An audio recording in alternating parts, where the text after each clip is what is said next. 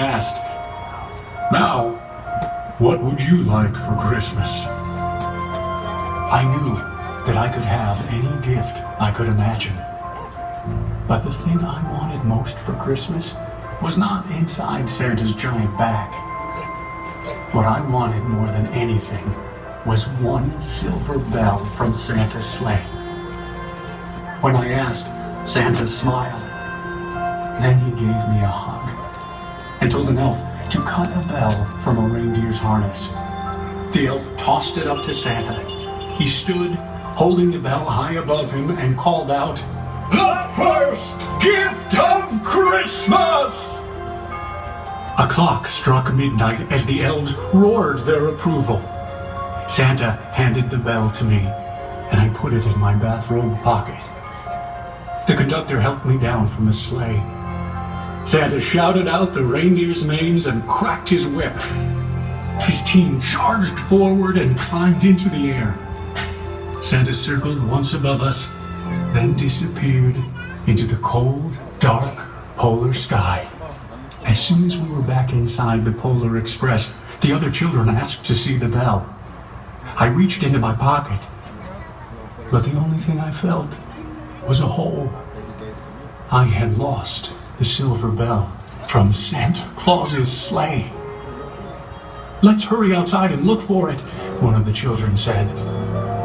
But the train gave a sudden lurch and started moving. We were on our way home.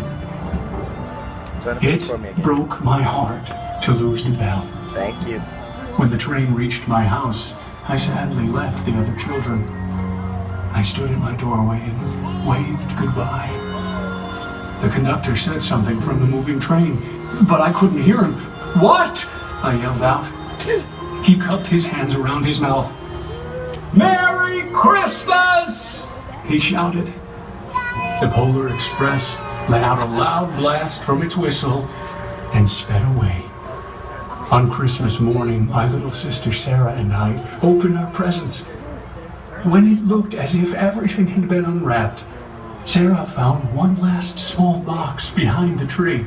It had my name on it. Inside was the silver bell. There was a note. "Found this on the seat of my sleigh. Fix that hole in your pocket."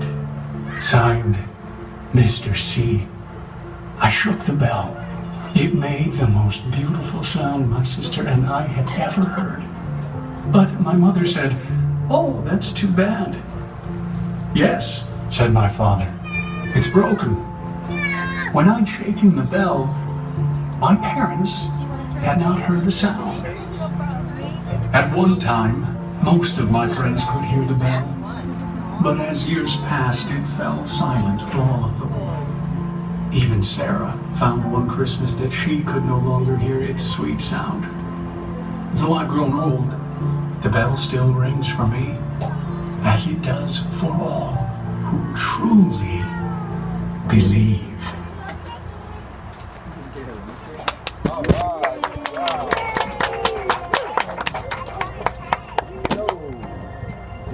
Huh? What was that? Oh.